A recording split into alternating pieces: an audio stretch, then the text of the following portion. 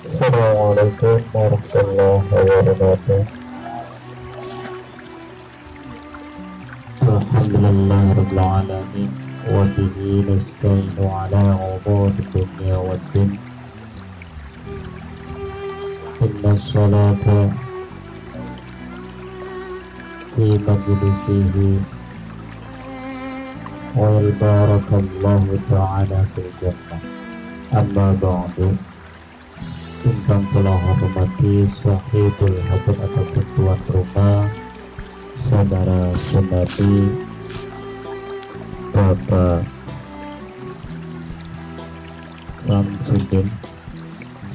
Samsuri, dan ingkang kula hormati pula Ketua Jamiah dan jajarannya. Semoga dalam keadaan sehat selalu, amin ya rabbal alamin. Kedua kalinya salawat serta salam tak lupa diberikan kepada baginda Rasulullah Sallallahu Alaihi Wasallam yang tadi kita dibacakan. Moga-moga kita mendapatkan berkah pada dunia dan akhirat.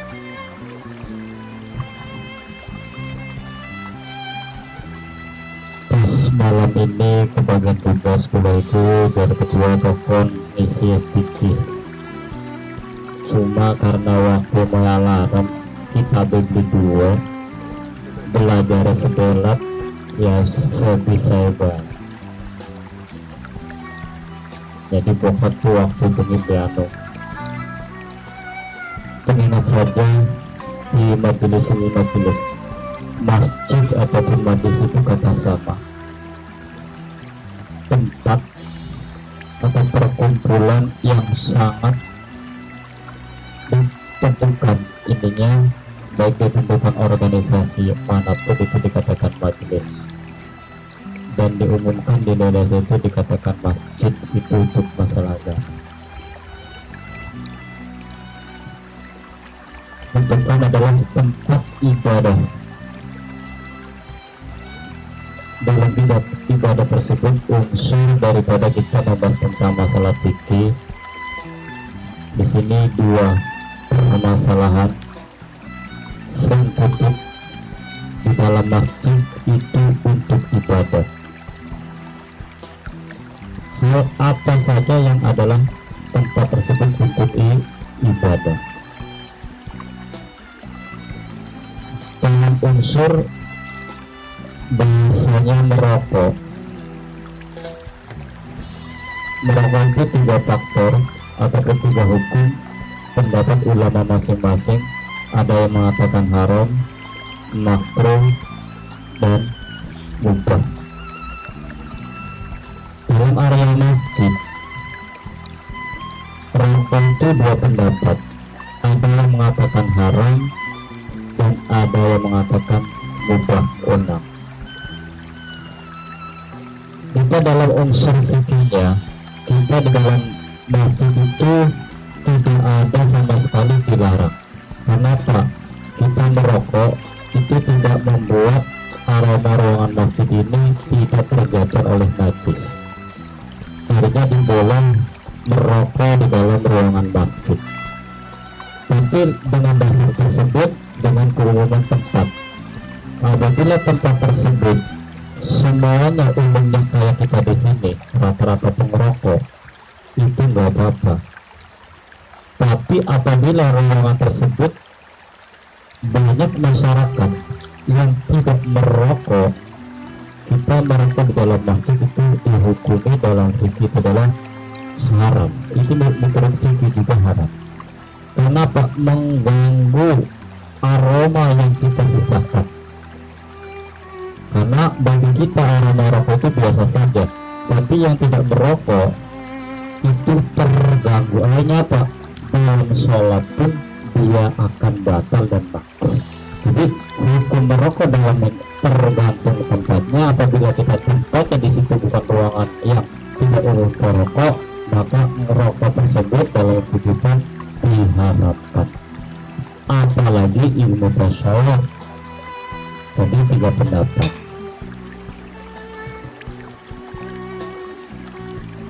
Dan di dalam masjid pun di situ dalam tasawufnya tempat ibadah, kita merokok di dalam masjid,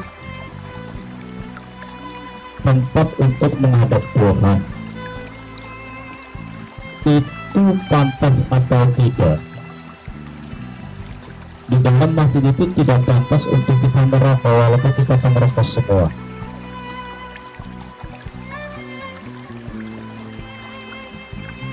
Kok banyak ulama ataupun para ustadz kita di dalam masjid merokok? Dikarenakan kalau tidak, yang biasa merokok itu tanpa rokok dia pikirannya tidak bertemu, istilahnya pikirannya ngawur. Dengan berpikir di situ tujuan yang baik, maksudnya apa? Membicarakan tentang masalah ibadah di dalam ruangan masjid dengan merokok itu tidak apa-apa. Tapi membicarakan mengenai hal yang lain, kita merokok di ruangan masjid bukan fikih dan tak seperti diharapkan. Itu tadi mancing di dalam masjid, milik rokok di dalam masjid, itu diharamkan. Tidak ada sama sekali pendapat ulama satupun yang dibolehkan apabila tujuan di ruangan masjid itu sekedar biasa saja.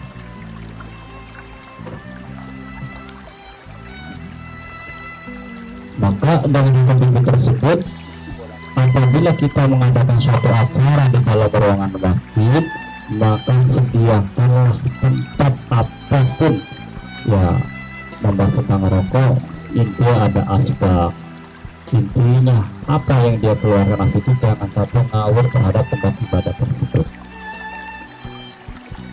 Apabila perceceran yang lain ibadah yang terganggu, akhirnya apa? Ibadah orang lain, maka akhirnya sampai yang merokok pun mengikuti sifat yang menjadikan haram atau tidak mengikuti orang sholat tersebut tidak sah. Maka hati-hatilah di dalam tempat ibadah ataupun masjid yang terkhusus, dikhususkan itu jangan itu masalah rokok, apalagi tertawa berbahak-bahak tanpa tujuan apapun, hanyalah tertawa, hanyalah biasa saja, bukan karena setelah ibadah ataupun yang lainnya. Begitu masuk hanyalah tanda tawa di dalam masjid karena adab, suasananya enak. Ini tidak, sama saja ini dihukumi haram. Membahas tentang apapun dalam masjid baik duniawi itu dihukumi haram, terkecuali tujuannya tersebut kasih saran, tujuan yang sangat baik, dunia menuju akhirat, sarannya itu tidak apa-apa.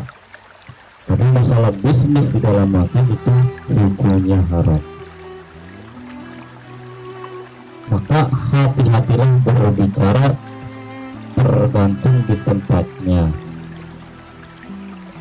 Dalam unsur ilmu yang tidak dalam di dalam kitabnya itu apa? Ilmu rasa ataupun bahasa wong Al-Quran itu ilmu bumi. Ilmu bumi itu jarang yang memikirkan, karena apa? Tidak ada satu catatan dalam sejarah kita pun tidak ada, hanyalah seumpama ataupun sekilas saja. Ilmu fikih, ilmu tauhid, ilmu yang lain ini semuanya ada semua, tapi ilmu bumi, ilmu rasa ini tidak ada sama sekali. Ilmu yang sangat terbesar itu adalah ilmu bumi ataupun ilmu rasa. Di antara salah satunya ya sampai dirasakan saja, sampai menyakiti orang lain dalam bicara, dalam bergerak, itu sama saja, itu rasa. Apabila sampai disakit seperti itu, sampai pun akan terasa sakit, maka jangan seperti itu. Dan perihal apa saja, ini ilmu yang sangat besar, banyak dunia pendidikan, banyak dunia pesantren. Apabila sampai disakit seperti itu, sampai pun akan terasa sakit, maka jangan seperti itu. Dan perihal apa saja, ini ilmu yang sangat besar, banyak dunia pendidikan, banyak dunia pesantren. Jarang sekali, bukan jarang, karena Allah Jalla Tasawuf saja ilmu pribumi, karena akan tidak ada kitab rasa tersebut jauh sekali. Hanya di situ diletakkan ilmu tata krama, tapi rasa itu tidak ada. Yang namanya rasa itu berbeda. Berbedanya apa? Kita di sini minum kopi, ya mungkin ada rasanya manis dan pahit, wajar kopi. Begitu hangat, terasa segar di dalam tenggorokan atau badan kita. Itu rasanya. Tapi kadangkala ada rasanya beda. Sama kopinya mereknya itu, airnya itu diminumkan kepada orang yang sedang sakit, itu rasanya justru akan hancur dalam perutnya. Jadi itulah, lepas rasa itu berbeda-beda, jadi tidak bisa dipatokkan dalam satu hukum ataupun dalam hal ini akan berubah-ubah. Maka dalam ilmu rasa, ilmu ini tersebut mempelajari adalah dengan sifat sampean sendiri, hanya terhadap pribadi hati sampean sendiri. Tidak, orang lain tidak bisa merasakan. Satu contoh, sekilas bahir saja, ada orang yang jelek disebut jelek, itu biasa. Tapi ada pula orang yang jelek disebut jelek, itu kadangkala berbalik, intinya emosinya akan lebih tinggi. Tidak ada masalah di situ, kita kembali kepada diri kita sendiri. Intinya apabila kita tersakiti dalam ucapan orang lain, kita jangan seperti itu ucapannya. Dan ketika kita dalam tindakan orang lain, perilaku, kadang-kala melakukan sengkoyo digaya-gaya, padahal gawannya, kadang-kala itu jangan dibuat-buat, itu rasa. Oh, seperti itu, saya tidak suka, berarti diri saya pun jangan seperti itu.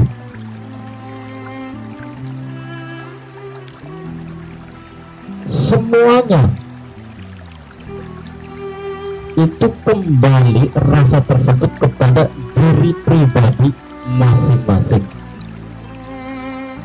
Jadi apapun rasa yang tidak tepat kepada diri Anda dengan orang lain, itu jangan sampai akan kerjakan.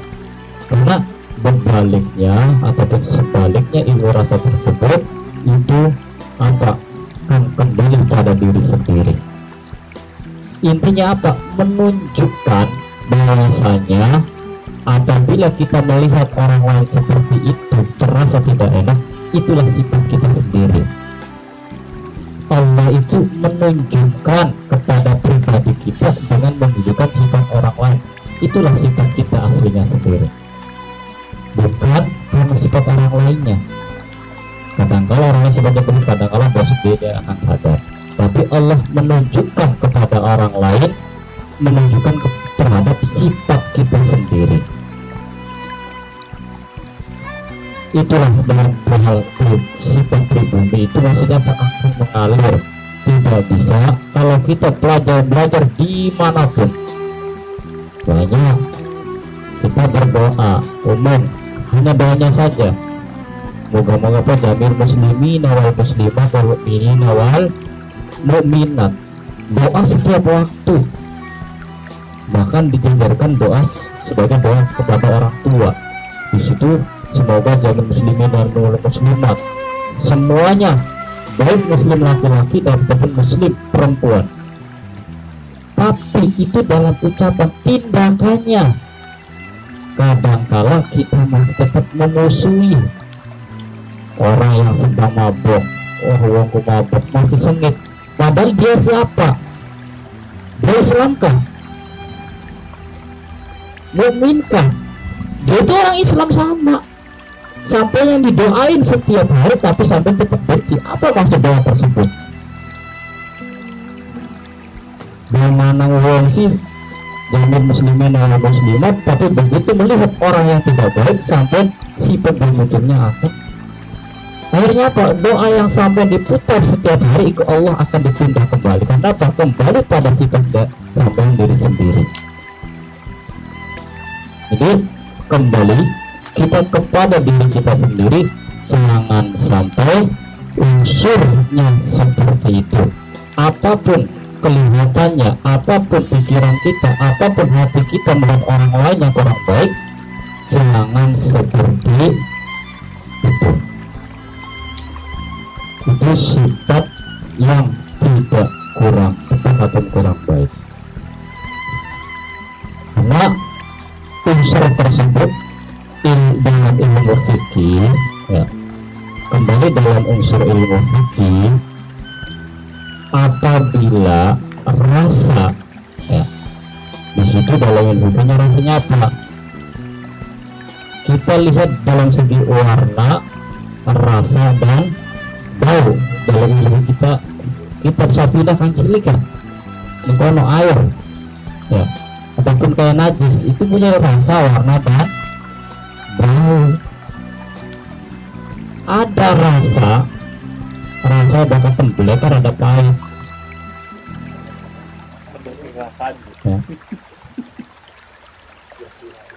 Warna ireng membuat racing, tapi bakal harus dibuang warnanya, hanya tinggalnya rasa, karena rasa itu berwarna, tinggal aromanya masih dalam tangan. Ini bisa dikatakan suci, ada dikatakan tersebut dengan disucikan dengan itunya saja, itu boleh karena najis kafah. Maka kembali pada dalam sifat kita itu, kita jangan lihat dulu itu bentuk warnanya seperti itu manusia itu. Wah, ini berarti dia ini wah kafir, pasti dia ini masuk neraka nih, karena bentuknya seperti ini. Apalagi warnanya hitam,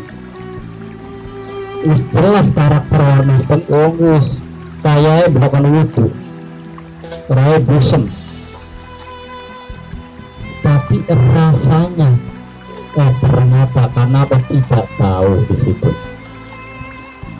Maka intinya apa? Akan suci semuanya manusia itu dengan rasa tersebut.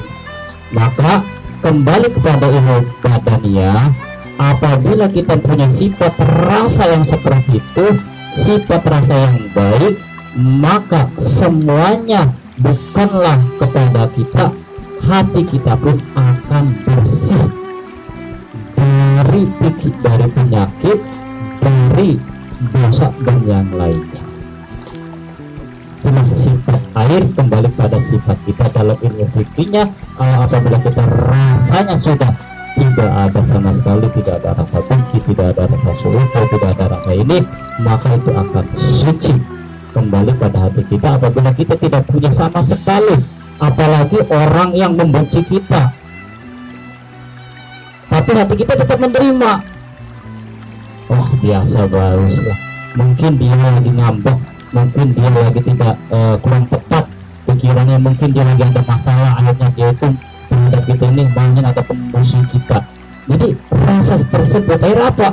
Akan suci. Sucinya seperti apa? Air, untuk bisa membersihkan segalanya. Maka dengan perasaan hati kita, segala apapun akan bersih, hilangkan semua pikiran tuh yang hilang. Dia utang, insya Allah kita ini akan doakan doa terijabah. Segala permasalahan apapun itu akan dikabulkan oleh Allah. Kenapa? Yang air suci dan bersih semuanya akan masuk. Apapun Allah, karena sudah suci, Allah akan kasih semuanya. Itulah apabila kita punya rasa seperti air, rasanya bukan warnanya, bukan baunya, tapi rasa, kembali kepada diri kita sendiri. Moga-moga itulah suatu rasa dalam pribumi atau belajar kepribadian kita dalam penjelasan dasar dan fikih. Moga-moga ada manfaatnya, apalagi yang berbicaranya itu tidak bahasanya ilmu, rasanya pun baru bisa merasakan rasa itu asing. Belum semuanya, kita belajar sama-sama saja dalam hati kita. Apabila kita punya orang yang lain, seenggaknya kita jangan memusuhi orang yang kelihatannya benci. Kenapa? Itu perasaan saja dihilangkan. Kenapa? Belum tentu sifatnya baik, wujudnya baik, aromanya wangi, ternyata dalam bahasa persahabatan musuh dalam selimut. Ya, maka semuanya kita bersifat dengan baik. Wassalamualaikum warahmatullahi wabarakatuh. Assalamualaikum.